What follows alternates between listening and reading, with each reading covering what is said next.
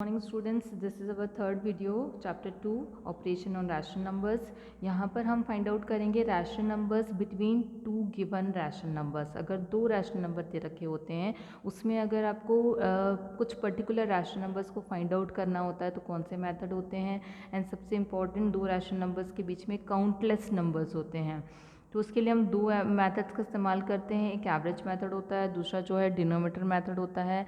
Average method हम तब use करते हैं सिर्फ हमें एक रैशनल नंबर निकालना हो between two given rational number, और डिनोमिनेटर मेथड में जब हमें बहुत सारे रैशनल नंबर्स निकालने होते हैं between two given rational numbers, तब हम डिनोमिनेटर मेथड का इस्तेमाल करेंगे। तो हम अपनी एक्सरसाइज 2D के क्वेश्चंस लेते हैं और डिस्कस करते हैं कि एवरेज मेथड को किस तरीके से यूज़ करना है।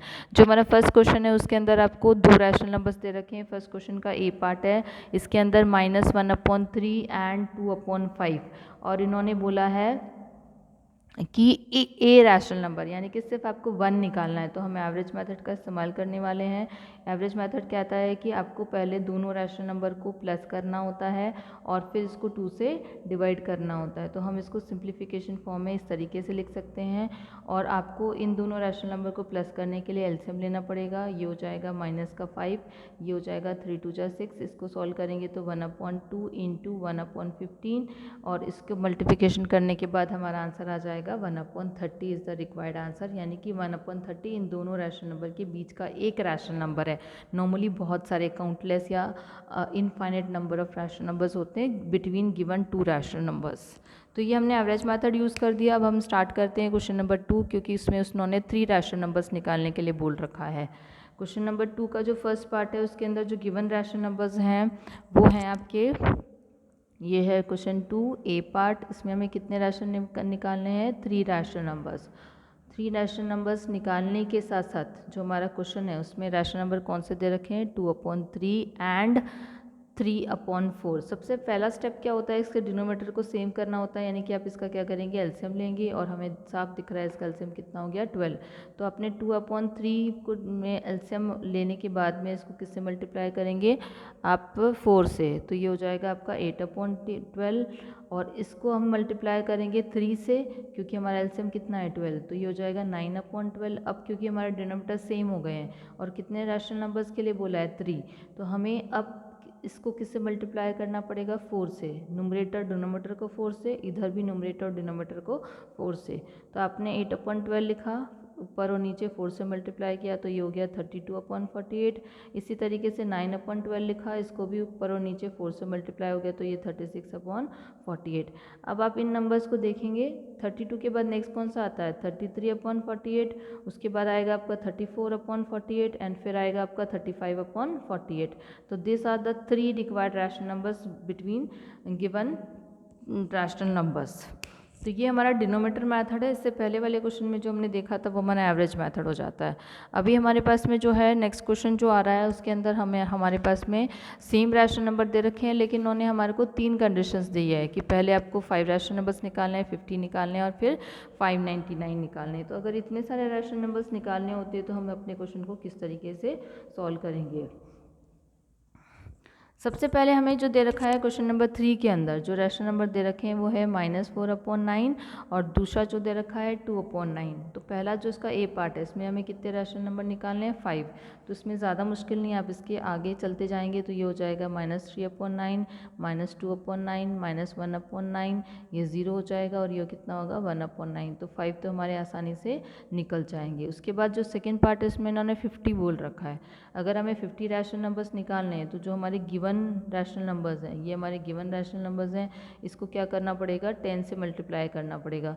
तो ये -40/90 हो जाएगा, और 2/9 को अगर हम 10 से मल्टीप्लाई करते हैं तो ये कितना हो जाएगा हमारा? 20/90। फिर हमें इसके आगे बढ़ना है। अगर हमें गिवन रैशनल -40 के नीचे हो जाएगा -39/90, -38/90, इस तरीके से चलते जाएंगे, और इसके आगे नहीं, इसके बियॉन्ड नहीं जाना है। तो इससे छोटा वाला नंबर कितना हो जाएगा? 19/90, और ये हो जाएगा 18/90। तो अगर हम इसको पूरी तरीके से कंबाइन करके लिखते हैं तो हमारे रैशनल नंबर हो गए -40/90, -39/90 एंड -38/90। तो सारे रैशनल नंबर्स आप नहीं लिखेंगे, इस तरीके स्टार्टिंग की और एंड के लिख देंगे, क्योंकि टोटल आपको 50 रैशनल नंबर्स क्या करने हैं, फाइंड आउट करने हैं। अगर इसमें जो इसका सी पार्ट है उसके अंदर हमको जो है कि 599 रैशनल नंबर्स के लिए बोल रखा है। 599 रैशनल नंबर्स निकालने के लिए हमें क्या करना पड़ेगा, जो गिवन रैशनल नंबर्स है उसको 100 से मल्टीप्लाई करना पड़ेगा न्यूमरेटर और डिनोमिनेटर को। तो हमारे पास में जो क्वेश्चन है उसके अंदर जो है आपका क्वेश्चन है दिस इज थर्ड सी, और ये है आपका फर्स्ट रैशनल नंबर, दूसरा क्या है 2/9, और कितने रैशनल नंबर्स निकालने हैं 599। तो इसके लिए हम क्या करेंगे, 4/9 को किससे मल्टीप्लाई करेंगे, 100 से, तो ये आ जाएगा आपका -400/900। और इसी तरीके से 2/9 को भी आप 100/100 से मल्टीप्लाई करोगे तो ये हो जाएगा आपका 200/900। फिर हमें इससे नीचे जाना है, इससे नीचे जाना है यानी कि आप पहला रैशनल नंबर लिखोगे 399/900 -398/900, फिर आएगा -397/900। लेकिन इसके बियॉन्ड नहीं जाना है, इसके बियॉन्ड नहीं जाना है, यानी कि यहाँ पे आएगा 198/900, 199/900, और लास्ट आ जाएगा आपका जो है हमारी लिमिट क्या है 200/900। तो इस तरीके से हम जितने हमारी क्वेश्चन के में गिवन होता है उसके अकॉर्डिंग हम अपने रैशनल नंबर्स को फाइंड आउट कर लेते हैं। उसके बाद इसका नेक्स्ट टॉपिक आता है कि हमें एब्सोल्यूट वैल्यू निकालनी होती है। तो हम नेक्स्ट टॉपिक में हम कर रहे हैं कि एब्सोल्यूट वैल्यू किस लिए निकाले, कैसे निकालते हैं, क्योंकि हम लोग इंटीजर्स में भी एब्सोल्यूट वैल्यू निकाल चुके हैं, तो सेम प्रोसेस हमें फॉलो करना होता है। हमें सिर्फ मैग्नीट्यूड लिखना होता है और उसके बाद में उसकी जो साइन है उसको हमें ओमिट करना होता है। तो जो अभी हम डिस्कस करने वाले हैं that is the absolute value.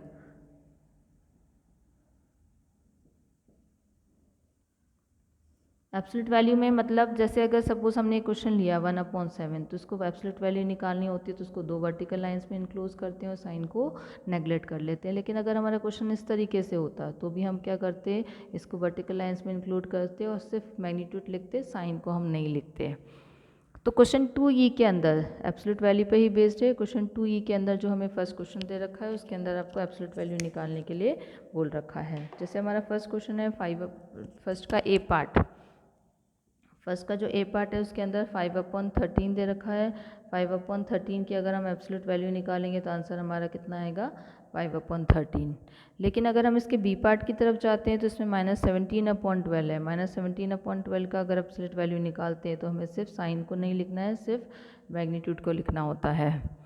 अब हमें इस एब्सोल्यूट वैल्यू के ही कुछ एडवांस क्वेश्चंस हैं कि जिसमें हमें क्या करना है कि वेरिफिकेशंस करना है। वेरिफिकेशंस करने के लिए सिर्फ आपको क्या कहाँ पर एब्सोल्यूट वैल्यू निकालनी है, साइन का थोड़ा सा ध्यान रखना पड़ेगा।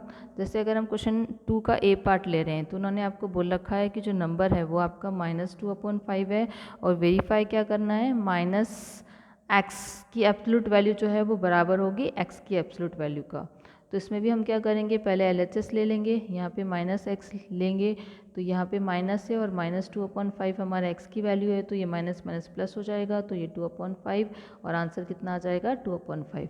ये हमारा अगर RHS की बात करते हैं तो इसमें सिर्फ आपको x की एब्सोल्यूट वैल्यू निकालनी है, यानी कि -2/5 की एब्सोल्यूट वैल्यू निकालनी है, तो आंसर हमारा 2/5 ही आएगा। तो LHS RHS क्या हो गया आपका, इक्वल हो गया। कई बार हमें थोड़ा सा जो है कि दो जो नंबर्स होते हैं, दो रैशनल नंबर्स की एब्सोल्यूट वैल्यू को के लिए भी वेरिफिकेशन आता है। तो हम इसके लिए हम थर्ड क्वेश्चन देख रहे हैं कि थर्ड क्वेश्चन में किस तरीके से करना है आपको। थर्ड क्वेश्चन में जो उन्होंने पूछा हुआ है, उन्होंने बोला है कि वेरीफाई डैट। इसमें हमें ये बोल रखा है कि पहले दो रैशनल नंबर को प्लस करना है, फिर उसकी एब्सोल्यूट वैल्यू निकालनी है, और यहाँ पे हमें क्या करना है कि दो रैशनल नंबर की पहले एब्सोल्यूट वैल्यू निकाल के फिर इसको प्लस करना है। तो वो ये बोल रहे हैं कि ये इक्वल नहीं होते हैं, या तो इसके बराबर होगा या इसके लेस देन होता है, तो ये हमें प्रूव करना है। तो हम क्या करेंगे, एक क्वेश्चन ले रहे हैं, एक क्वेश्चन के अंदर जो x की वैल्यू है आपको 2/5 दे रखी है और y की वैल्यू भी होनी चाहिए, y की वैल्यू हमें -1/3 दे रखी है।